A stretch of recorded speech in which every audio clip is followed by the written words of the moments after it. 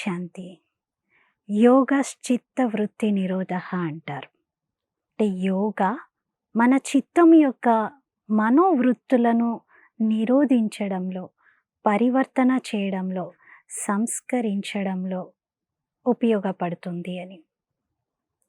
యోగా కేవలం బాహ్యపరంగా చేసి ఆరోగ్య లాభాన్ని కలిగించడమే కాదు, ఆరోగ్యంతో పాటుగా మన మనస్సు, చిత్తం యొక్క వృత్తిని నిరోధిస్తుంది. దానిలోనూ పరివర్తనను తీసుకొస్తుంది. అందుకే ఈరోజటి ఎపిసోడ్లో మనము యోగా ఎలా మన వృత్తులను పరివర్తన చేస్తుంది, అసలు వృత్తి ఎలా ఏర్పడుతుంది, మన లోపల సంస్కారాలు ఎన్ని రకాలుగా ఉంటాయి, వీటి గురించి తెలుసుకుందాం. ఆత్మలో ఉన్నటువంటి మూడవ శక్తి సంస్కారం. మొదటిది మనసు, రెండవది బుద్ధి, మూడవది సంస్కారం. మనసు, బుద్ధి గురించి లాస్ట్ ఎపిసోడ్స్లో మనం తెలుసుకున్నాం. సంస్కారము చాలా బలమైనటువంటిది. నార్మల్గా అంటారు, ఏదైనా సంస్కారము పుట్టుకతో వచ్చినటువంటిది లేదా మొదటి నుండి ఉన్నటువంటిది, అది చివరి వరకు కూడా పోదు అంటారు. ఎలా అయితే ఇంగువను ఒక క్లాత్లో చుడితే ఆ వాసన ఎప్పటికీ పోదు అంటారు.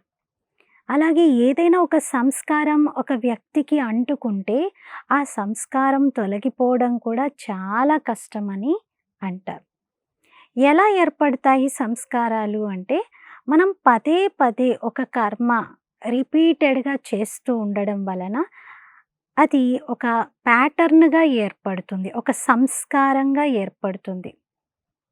ఉదాహరణకు ఏదైనా ఒక పొలం ఉందనుకుందాం. ఆ పొలంలో ఒక దారి వెంట రోజు మీరు నడుస్తూ ఉన్నారనుకోండి. రోజు నడుస్తూ నడుస్తూ ఉంటే కొద్ది రోజుల తర్వాత అక్కడ చిన్నగా సన్నగా ఒక దారి ఏర్పడుతుంది.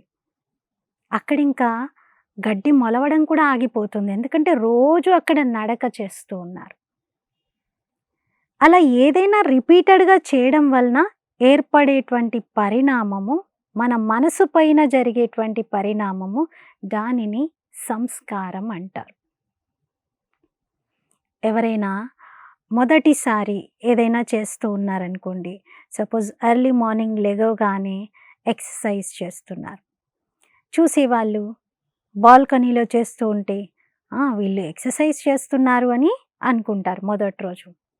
2 రోజులు, 3 రోజులు, 4 రోజులు, వారం రోజుల తర్వాత కూడా రోజు మనం అదే టైంకి అలా బాల్కనీలో ఎక్సర్సైజెస్ చేస్తూ ఉంటే చూసేవాళ్ళు ఏమనుకుంటారు, వీళ్ళ అలవాటు, వీళ్ళ సంస్కారం రోజు మార్నింగ్ ఇలా చేయటం అని అంటారు.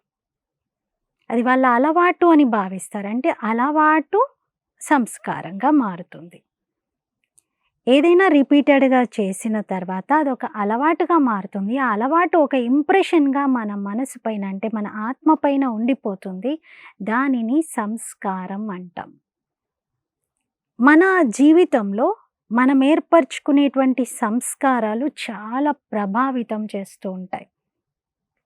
అవి ఎలా ప్రభావితం చేస్తాయి అంటే, ఏ విధంగా ఒక సముద్రం ఉంటే ఆ సముద్రంలో లోపల అంతః ప్రవాహాలు ఉంటాయి. సముద్రం యొక్క ఉపరితలం క్రింద సంభవించేటువంటి నీటి ప్రవాహాలు, వాటిని ఓషనిక్ అండర్ కరెంట్స్ అంటారు. అవి చాలా స్ట్రాంగ్గా ఉంటాయి. ఒకవేళ గాలి తూర్పు నుండి పడమర వైపుకు ప్రవహిస్తుంది అనుకోండి. జనరల్గా మనం ఏమనుకుంటాం, గాలి తూర్పు నుండి పడమర వైపుకు వెళ్తుంది కాబట్టి నీటి యొక్క ప్రవాహంలో, నీటిలో ఉన్నటువంటి ఏవైనా కూడా అదే దిశగా వెళ్తాయేమో అని. కానీ దానికి ఆపోజిట్గా కూడా జరగవచ్చు. ఎందుకంటారా, నీటి యొక్క దిశ ప్రభావము నీటి ఉపరితలం క్రింద సంభవించేటువంటి అంతః ప్రవాహాలు, నీటి ప్రవాహాల పైన ఆధారపడి ఉంటుంది. ఆ నీటి ప్రవాహాల దిశ ఎటువైపు ఉంటే నీటిలో ఉన్నటువంటివి కూడా అదే దిశలో వెళ్తూ ఉంటాయి. వీటిని సైలెంట్ అండర్ కరెంట్స్ అంటారు. మన జీవితంలో కూడా అంతే. ఇప్పుడు ఒక సముద్రంలో ఏ విధంగా ఒక ఐస్‌బర్గ్ ఉందనుకోండి. ఐస్‌బర్గ్ అంటే చాలా పెద్ద మంచు కొండ. ఆ మంచు కొండ 10% మాత్రమే మనకి పైకి కనబడుతుంది. మిగతా 90% అంతా క్రింద ఉంటుంది సముద్రం లోపల. ఇప్పుడు తూర్పు నుండి పడమర వైపుకు గాలి వీస్తూ ఉంటే, ఈ ఐస్‌బర్గ్ కూడా పడమర వైపుకే వెళ్ళాలనేది లేదు. ఎందుకంటే 90% నీటి లోపల ఉండడం వలన, నీటి లోపల అండర్ కరెంట్స్ అంటే అంతః ప్రవాహాల దిశ ఎటువైపు ఉంటే, ఆ ఐస్‌బర్గ్, ఆ మంచు కొండ కూడా అటువైపే ప్రయాణిస్తుంది. మన జీవితంలో కూడా మనకి బాహ్యంగా కనిపించేది, పైకి మనకు తెలిసినది 10% మాత్రమే. మిగతా 90% లోపల మన లోపల జరుగుతున్నటువంటి అండర్ కరెంట్స్. సైలెంట్‌గా మనకి తెలియకుండానే, మనం గ్రహించకుండానే జరుగుతూ ఉన్నటువంటి వాటిపైన ఆధారపడి ఉంటుంది. అలాంటివి ఒక 5 ఉన్నాయి మన జీవితంలో. ముఖ్యంగా చూడాలంటే 5 విషయాలు. అందులో మొదటిది ఏమిటి అంటే, మన సరౌండింగ్స్ ద్వారా వీటిని అక్వైర్డ్ క్వాలిటీస్ అంటారు. అంటే మన చుట్టూ ఉన్నటువంటి పరిసరాలు, మన హోదా, మన విద్యార్హత లేదా మనం నివసించేటువంటి ప్రాంతము, మన యొక్క పొజిషన్, మనం సంపాదించినటువంటి డిగ్రీలు, వీటి ఆధారంగా మనలో ఏర్పడేటువంటి లక్షణాలు. ఇవి మన జీవితంలో ఒక సైలెంట్ అండర్ కరెంట్ లాగా ప్రభావితం చేస్తూ ఉంటాయి. ఎలా అయితే ఐస్‌బర్గ్‌ని లోపలున్నటువంటి అంతః ప్రవాహాలు నియంత్రిస్తున్నాయో, అలాగే ఒక మనిషి తీసుకునేటువంటి నిర్ణయాలు కావచ్చు, లేదా జీవితంలో చేసేటువంటి పనులు కావచ్చు, వీటిపైన కూడా ప్రభావం పడుతూ ఉంటుంది. అంటే వీటి ప్రభావము మనిషి చేసేటువంటి కర్మల పైన పడుతుంది. అలా ఇగో ప్రాబ్లమ్ కానీ, లేకపోతే వారి లోపల ఉన్నటువంటి ఏ రకమైనటువంటి పొజిషన్, చుట్టూ ఉన్న సర్కిల్, ఇవన్నిటి ప్రభావం పడుతుంది. ఇవి ఒక విధంగా అక్వైర్డ్ క్వాలిటీస్. అంటే మనం జీవితంలో అనుభవం ఆధారంగా సంపాదించుకున్నటువంటి లక్షణాలు. ఇవి ఒక రకమైన సంస్కారాలుగా మనలో ఏర్పడతాయి. మొదటి రకం ఇవి. రెండవ రకం ఏమిటి అంటే, గత జన్మ యొక్క అంటే పూర్వ జన్మ యొక్క సంస్కారాలు. పాస్ట్ బర్త్ అండర్ కరెంట్స్ అంటారు. పూర్వజన్మ సంస్కారాలు. గత జన్మలో, పూర్వజన్మలో ఒక వ్యక్తి దొంగగా ఉంటే, ఈ జన్మలో ఒక మంచి కుటుంబంలో జన్మ తీసుకొని కూడా దొంగతనం అలవాటును మానుకోలేకపోతారు. దొంగతనం చేయడం అనేది వారికి ఒక హాబీ లాగా అయిపోతుంది. దీనిని సైకాలజీలో క్లెప్టోమానిక్ అని ఒక డిజార్డర్‌గా కూడా చెప్తూ ఉంటారు. అంటే వాళ్ళు వద్దనుకున్నా కూడా, ఎంత ఇష్టం లేకపోయినా ఆ అలవాటును వదులుకోలేకపోతారు. దొంగతనం చేసేస్తారలా.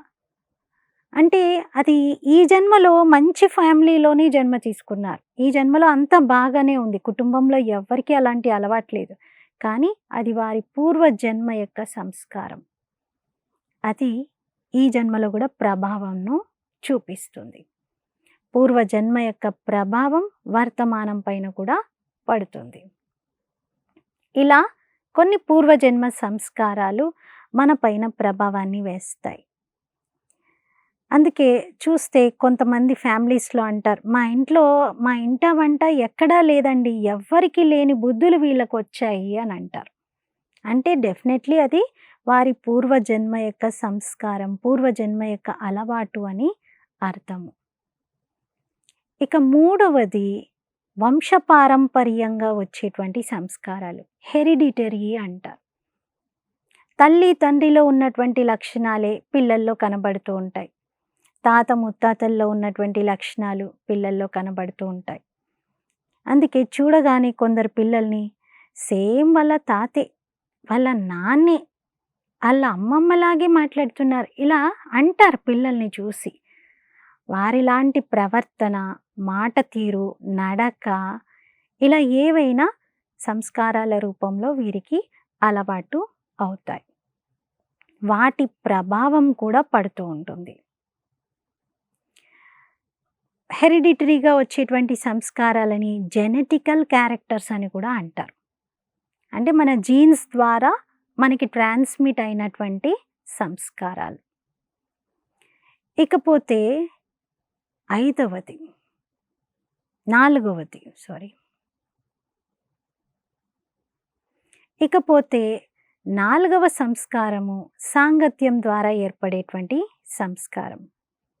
ఎవరితో సహవాసం చేస్తామో, ఎవరి స్నేహంలో ఎక్కువ సమయం గడుపుతామో, ఎవరితో ఎక్కువగా మూవ్ అవుతామో, వారి అలవాట్లు, పద్ధతులు, గుణాలు, లక్షణాలు మనలో కూడా ప్రవేశించేటువంటి అవకాశం ఉంది. అందుకే ఇంగ్లీష్‌లో అంటారు, "a man is known by the company he keeps" అని. అంటే ఒక మనిషిని గుర్తించాలి అంటే ఆయన మిత్రులు ఎలాంటి వారు అని తెలుసుకుంటే సరిపోతుంది అంటారు. పూర్వకాలంలో ఎవరింటికైనా కూతుర్ని ఇవ్వాలి అంటే వివాహం చేసే సమయంలో ముందు చేసుకోబోయేటువంటి వ్యక్తి యొక్క మిత్రులు ఎలాంటి వారు అని ఫైండ్ ఔట్ చేసేవారంట. ఒకవేళ ఆ మిత్రుల్లో తాగుడు అలవాటు ఉంది అంటే ఖచ్చితంగా ఈ చేసుకోబోయేటువంటి వ్యక్తి అతడికి కూడా ఈ తాగుడు అలవాటు ఉంటుంది అని నిర్ధారించుకునేవారంట. అలా ఎంపిక చేసుకునేవారు బ్యాక్‌గ్రౌండ్ ఎంక్వైరీతో. ఎందుకంటే అంటారు 6 నెలల స్నేహం చేస్తే వాళ్ళు వీళ్ళైపోతారు అని. స్నేహంతో కూడా సంస్కారాలు మారుతాయి. సంస్కారాల ప్రభావం పడుతుంది. ఎవరి సర్కిల్‌లో ఎక్కువ సమయం గడుపుతారో వారి ప్రభావం, వారి సంస్కారాలు వీళ్ళల్లో కూడా కనిపిస్తాయి. అందుకే ఇవి 4వ రకమైనటువంటి సంస్కారాలు. 5వ రకం సంస్కారాలు విల్ పవర్ ద్వారా, మనోబలం ద్వారా మనలో ఏర్పడేటువంటి సంస్కారాలు. ఇవి చాలా స్ట్రాంగ్‌గా ఉంటాయి. ఎవరైతే తన మనోబలాన్ని బాగా స్ట్రాంగ్‌గా యూజ్ చేస్తారో వారు గత జన్మేక సంస్కారాలనైనా, లేదా వంశపారంపర్యంగా ఏర్పడిన సంస్కారాలనైనా, సాంగత్యం ద్వారా తనలో వచ్చినటువంటి సంస్కారాలనైనా, లేదా అనుభవాల ఆధారంతో విద్యార్హత లేదా వాతావరణము, చుట్టూ ఉన్నటువంటి సొసైటీ ఆధారంగా ఏర్పడినటువంటి సంస్కారాలనైనా వేటినైనా అధిగమించగలుగుతారు. ఈజీగా పరివర్తన చేసుకోగలుగుతారు. రియలైజేషన్ అనేది వెంటనే వారిలో పరివర్తనను తీసుకొస్తుంది. ఏదైనా మార్పు మనం తెచ్చుకోవాలి అంటే మన మనోబలం స్ట్రాంగ్‌గా ఉండాలి అంటారు. అందుకే కొందరిలో ఆ మనోబలం యొక్క సంస్కారాలు ఎప్పుడైతే జాగృతం అవుతాయో అప్పుడు చాలా డ్రాస్టిక్ చేంజ్‌ని మనం చూస్తాం. ఇలాంటి సంస్కారాలని మహనీయుల్లో మనం చూడవచ్చు. ఒక సాధారణమైనటువంటి నర్స్ మదర్ తెరెసాగా మారింది ఈ మనోబలం యొక్క సంస్కారం ఆధారంతో. నరేంద్రుడు స్వామి వివేకానందగా మారాడు మనోబలం యొక్క సంస్కారంతో. అలాగే ఒక బోయవాడు మహర్షి వాల్మీకిగా మారాడు మనోబలం యొక్క సంస్కారంతో. అంటే మార్పు తెచ్చుకోవడానికి ఇలాంటి వాళ్ళకు ఎంతో టైం పట్టదు. ఒక సెకండ్‌లో కావచ్చు, ఒక నిమిషంలో కావచ్చు, ఆ మార్పు వెంటనే వారిలో కనబడుతుంది. ఏ క్షణమైతే వారు రియలైజ్ అయ్యి వారి మనోబలాన్ని యాక్టివేట్ చేసుకుంటారో అప్పటి నుండి వారి యొక్క ఆ సంస్కారం మిగతా బ్యాక్‌గ్రౌండ్ ఉన్నటువంటి మొత్తం అన్నిటిని తుడిపేసి చాలా చక్కగా వారు ఎలాంటి జీవితాన్ని కావాలి అనుకుంటారో, ఏం చెయ్యాలి అనుకుంటారో దాన్ని అక్షరాల నిజంగా కర్మలలో చూపించగలుగుతారు. ఇలా సంస్కారాలు 5 రకాలుగా మన పైన ప్రభావాన్ని చూపిస్తూ ఉంటాయి. అయితే ఈ సంస్కారాలలో మనం మార్పు తీసుకురావాలి అనుకుంటే యోగ సాధన, మెడిటేషన్ అనేది మనకి బాగా ఉపయోగపడుతుంది. అందుకే యోగశ్చిత్త వృత్తి నిరోధః అన్నారు. ఈరోజు మనము ఒక శుభ సంకల్పంతో మన యొక్క సంస్కారాలలో మార్పు తీసుకురావడానికి ప్రయత్నం చేద్దాం. నేను ఒక శ్రేష్ఠ సంస్కారాలు కలిగిన ఆత్మను. ఈ సంకల్పాన్ని పదే పదే పదే పదే రిపీట్ చేయండి. నేను శ్రేష్ఠ సంస్కారాలు కలిగిన ఆత్మను. నా స్వభావం శుద్ధమైనది, స్వచ్ఛమైనది, పవిత్రమైనది. నేను శ్రేష్ఠ సంస్కారాలు కలిగిన ఆత్మను. నా స్వభావం శుద్ధమైనది, స్వచ్ఛమైనది, పవిత్రమైనది. ఈ 2 ఆలోచనలను ఎంత ఎక్కువగా మీరు చేయగలిగితే అంత కర్మలు చేస్తూ, పనులు చేస్తూ కూడా మనసులో రివైజ్ చేయండి. పదే పదే మనసుకు గుర్తు చేయించండి. నేను శ్రేష్ఠ నేను శ్రేష్ఠ సంస్కారాలను కలిగి ఉన్నాను అని. దాని వలన మన యొక్క సంస్కార పరివర్తన తేలికగా అవుతుంది. మరి సంస్కారాలు ఇంకా మార్చుకోవడానికి, పరివర్తన చేసుకోవడానికి ఏం చెయ్యాలి అనేది నెక్స్ట్ ఎపిసోడ్లో మనము తెలుసుకుందాము. అంతవరకు సెలవు. ఓం శాంతి. గత 20 సంవత్సరాలుగా దంత సమస్యలతో పాటు దవడ మరియు ముఖ సంబంధ సమస్యలకు చక్కని చికిత్సలు అందిస్తున్న శ్రీ రామకృష్ణ దంత వైద్యశాల, నరసింహారావుపేట, ఏలూరు.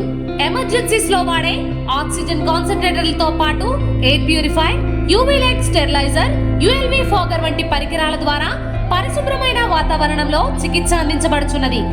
ఆర్వీజీ ద్వారా అతి తక్కువ రేడియేషన్ ఉపయోగించి దంత వ్యాధి నిర్ధారణ మరియు రూట్ కెనాల్ వైద్యం చేయబడుచున్నది.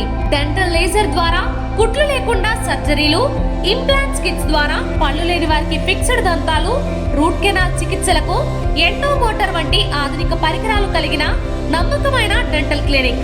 అత్యంత ప్రామాణికమైన ఆటోక్లావింగ్ పద్ధతిలో శుభ్రపరిచిన ఇన్స్ట్రుమెంట్స్ వాడడం మా ప్రత్యేకత. దంత సమస్యలకు చికిత్సతో పాటు విరిగిన దవడ మరియు ముఖ ఎముకలకు చికిత్స, ఎత్తు మరియు వంకర దవడలకు కాస్మెటిక్ సర్జరీ, యాక్సిలోఫేషియల్ వంటి చికిత్సలకు చిరునామా శ్రీ రామకృష్ణ దంత వైద్యశాల, వేములపల్లి రెసిడెన్సీ అపార్ట్మెంట్, నరసింహారావుపేట, ఏలూరు.